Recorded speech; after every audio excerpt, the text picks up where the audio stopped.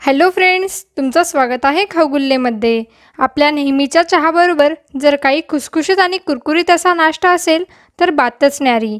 त्यामुळेच आज आम्ही तुमच्यासाठी घेऊन आलो आहोत तांदळाच्या पिठापासून बनणारा अतिशय स्वादिष्ट असा नाश्ता। तर चला सुरू करूया। सर्वात आधी आपण एक मोठी कटोरी घ्यायची आहे।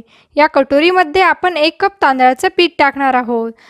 त्यानंतर आपल्याला कटोरीमध्ये अर्धा चमचा जिरे, अर्धा चमचा लाल मिरची, अर्धा चमचा चाट मसाला आणि अर्धा चमचा मीठ टाकायचं आहे।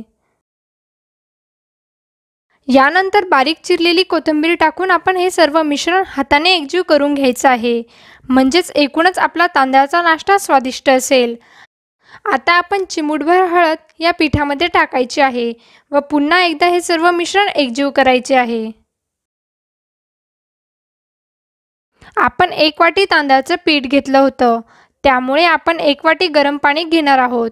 या गरम पाण्यानेच आपल्याला या पिठाची कणिक मळून घ्यायची आहे। आपण थोडं थोडं पाणी टाकून तांदळाच्या पिठाची कणिक मळून घेणार आहोत।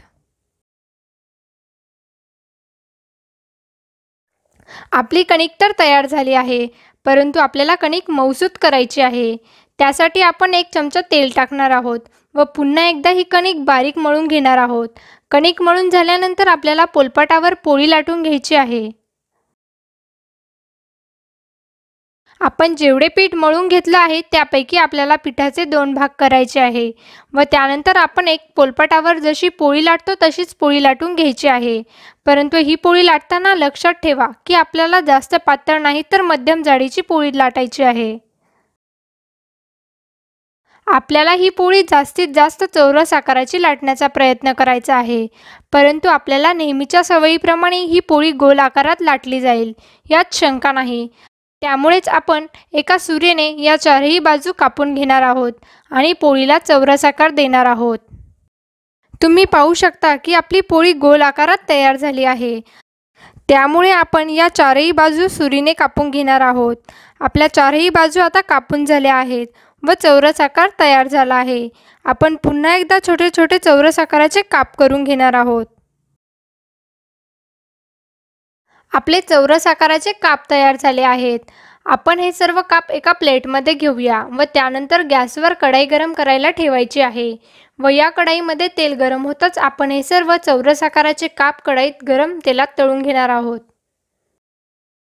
फ्रेंड्स, आपले सर्व चौरस आकाराचे काप लालसर होईपर्यंत तळायचे आहे। तांदळाच्या पिठापासून बनवलेला हा नाश्ता खूपच टेस्टी आणि कुरकुरीत असा असतो आणि तुमच्या सकाळच्या आणि संध्याकाळच्या चहाबरोबर हा नाश्ता तुम्हाला नक्की आवडेल। फ्रेंड्स, आपला कुरकुरीत आणि चमचमीत असा टेस्टी नाश्ता आता पूर्णपणे तयार झालेला आहे। मला विश्वास आहे तांदळाच्या पिठापासून बनवलेला हा नाश्ता तुम्हाला नक्की आवडला असेल। एकदा ट्राय करून पहा, कसा वाटला आम्हाला कमेंट करून सांगा। हा व्हिडिओ आवडला असेल तर लाईक करा, शेअर करा आणि तुमच्या आवडत्या चॅनल खाऊ गुल्लेला सबस्क्राईब करा। धन्यवाद।